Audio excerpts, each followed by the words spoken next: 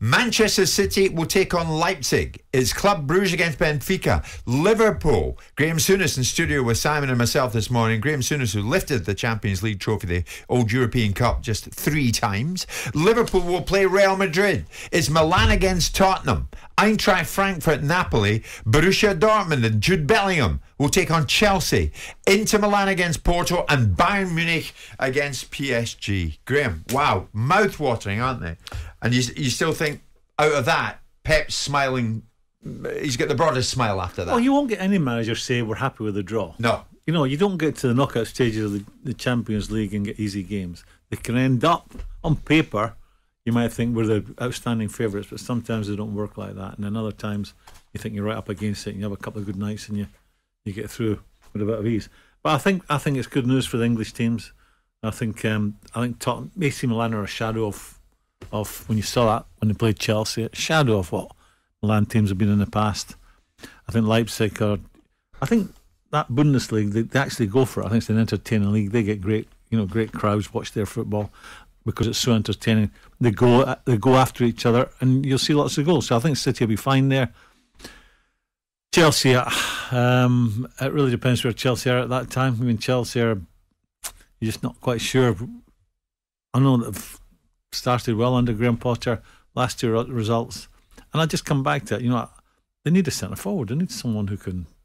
Need someone to get goals. And for my old team, it really depends what form they're in when they play Real Madrid.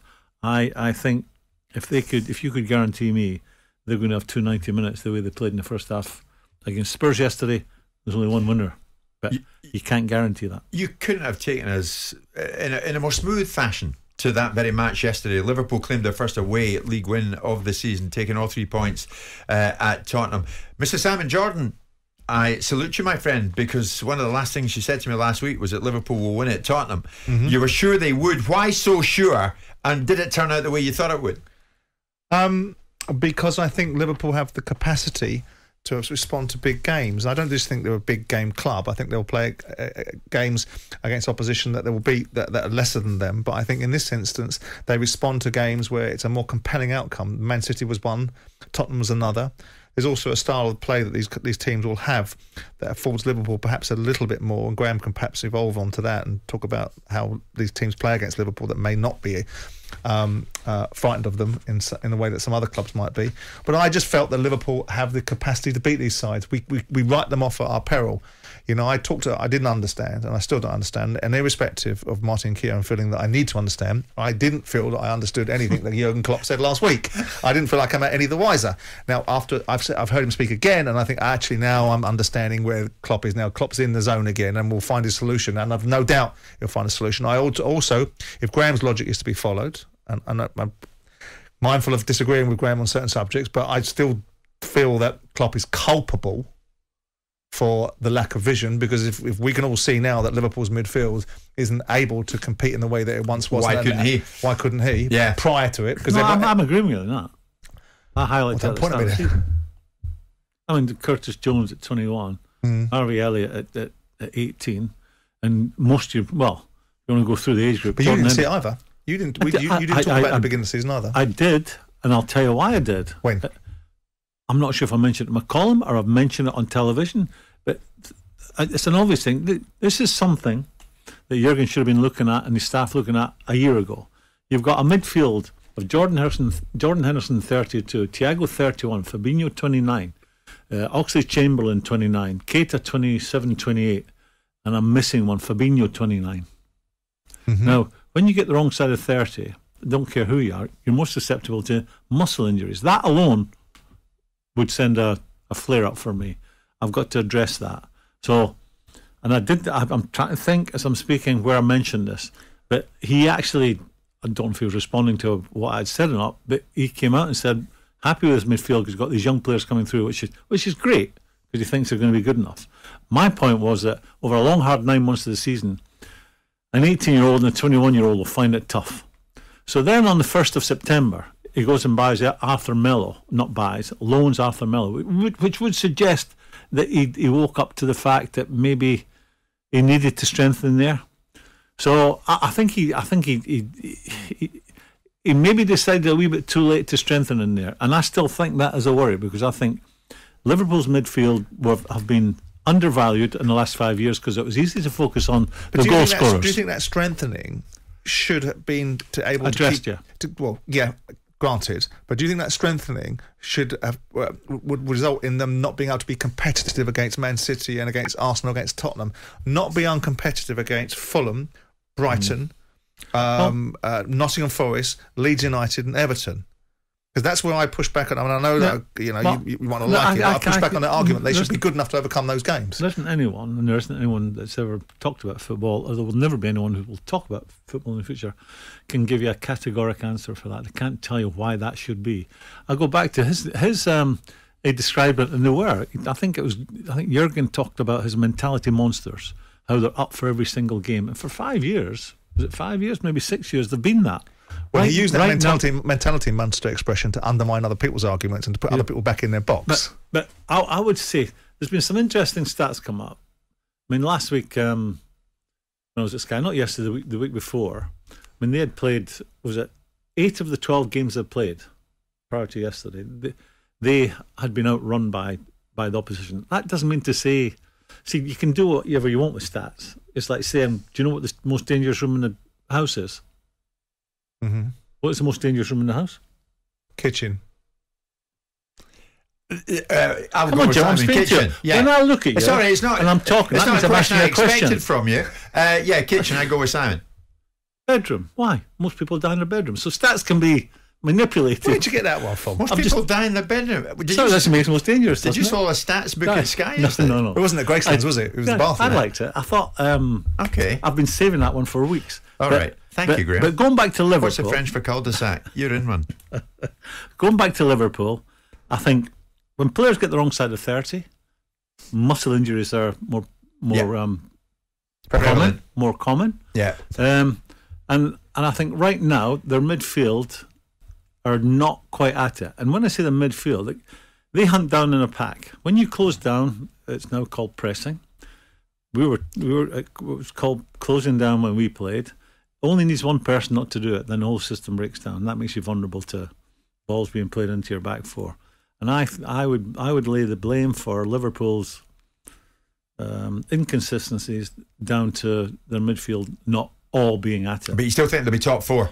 Yeah, at the end of the day. Listen, when you produce that quality they produced yesterday. Tottenham have got this reputation, if you like, and many of the fans don't like it, Graeme, of being a second half team. They perform in the second half. They were booed off at half time yesterday. Conte, the message for them? I think that we have to show in every moment a great respect for our fans. At the same time, if you ask me if I was a bit disappointment, Yes, because it's important in every moment to be honest, okay?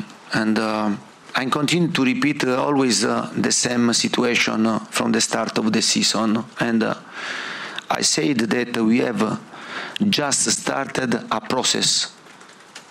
And I think after 1 year, we made a lot of improvement. If someone thinks that we are already ready to win, I have to be honest with you and to tell that it will be really, really, really difficult. When you start a process, you need time and patience. If we understand this, everybody is okay. Otherwise, we can lose passion, we can lose enthusiasm. I can't promise in this moment win trophies to our fans because in this moment we are far. Everybody wants to win. I'm the first that want to win, but we need time and patience. If everybody we have time and patience, it's okay. Otherwise, we continue this season and we'll see at the end what happened. So, Simon, he's telling the Boo Boys at half time, look, I need time and patience. So, stop jumping all over us. Yeah, I mean, I think myself and Graeme are about to depart and to different vantage points on this. I don't think that Conte has any reason why he shouldn't push back against the fans. Exactly. Their fans have plenty to say. Managers have things to say at certain times. And there is a case in point where he's building a team and it takes some time. And Liverpool didn't arrive at this position immediately. Klopp walked through the door. It took them a couple of years. But I don't think they're pushing back against the ideal that they're going to win something. I don't think Tottenham fans are deluded enough to think they're going to overtake Manchester City at this time, but I do think they expect their team to start on the front foot. And I think they do expect their team to start the games in a certain way rather than have to recover the game. Now, they've been fortunate enough to get themselves out of jail a couple of times against teams like Bournemouth and Marseille that aren't as good as Tottenham, and Tottenham can raise their game. But the question has to be, why do they start the game in a certain way? And some people would have us believe that it's because they start with a safety first mode. And that is the reasons why Tottenham are now getting the moniker. And it's not difficult. People always hang hats on people, and then you've got to dispel that myth, if it's a myth, that they're a second half side. And they'll get a situation, and you know, they got it yesterday, where a good side puts them to the sword. Marseille did not. And Bournemouth aren't a good side. They're an okay side, surviving in the Premier League by their fingernails. And so Tottenham were able to overcome them. But Liverpool are a better side. So they put them to the sword. And in the second half, Liverpool were able to resist the inevitable comeback from Tottenham. So I think that's why the Tottenham fans are booing. But they need to be careful what they wish for. Exactly. Because they've got a live one here. Yeah. And he will win them something at some point, sooner rather than later, and in quicker order than any of his predecessors who won nothing. I think the slow start, it's not a game plan to start slow. It's not a game plan to start cautiously against Bournemouth. If you're, and I'm sure you've been in dressing rooms. Try to avoid them, Graeme. Yeah, the last thing you would hear coming from the coach, stroke manager, is make sure we start right. You cannot hand the initiative to the opposition. You must start right. Your first challenge, your first sprint. But Tottenham aren't responding to that, if you're saying that. And I'll be a complete mystery to them that they are starting slowly. But what they did in the second half, all of a sudden Dyer was pushing on and taking part in the game down the right-hand side. They were super aggressive at the start of the second half. And that took Liverpool by surprise. You know, if you're in the Liverpool dressing room and you're Jurgen and his staff, he'd be saying, expect some reaction. Expect a reaction. So Liverpool didn't deal with that too well because they sort of wilted a bit. So this isn't part of Conte's game plan?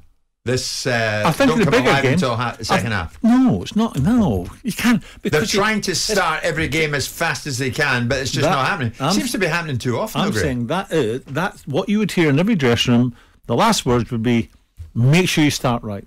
Grab the initiative. Make sure we're the positive one. And I come back to my own experience. I hate talking about but playing in Europe, Joe Fagan would say to me, and I got it, you'll have a good look tonight, son, won't you? Now, what that meant was just support the play, never go in front of the ball. Let's see where the game's going tonight. We're away from home. We've got the second game to come. Are you comparing apples with oranges there? Are you talking about an established football club in Liverpool that knew how to win in Europe, were dominating English football at the time, were signing like players like you to continue the domination, and Tottenham aren't in that space? They're trying to build a dynasty of some shape or form. You were the best team in Europe in the 70s. But that we're talking about them being cautious. But that still didn't mean that you didn't start right. I mean, I think it's a mystery to the Spurs players. It'll be a mystery to their staff. Why in recent games have started slowly. Are you agreeing that they're cautious then? No, I'm agreeing they have a pragmatism about them, which is a very Italian thing. But they're not pragmatic in the second half, are they? No, because they're then chasing things. But you can't always be chasing games because you won't always get it back like they did yesterday. So it is a default setting then from Conte, then, isn't it? Because if he's starting the game with a pragmatic attitude and then going in at half-time and throwing pragmatism out of the window because they've got to go and chase something, why doesn't he lose a pragmatic attitude from the outset? I think your argument goes out the window. Go ahead. I think there is a pragmatic approach when you play against...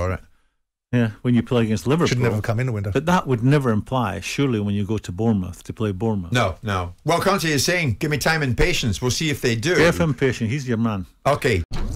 Jim White and Simon Jordan. Monday to Friday mornings from 10 on AM, on DAB, via the talkSPORT app and on your smart speaker. talkSPORT.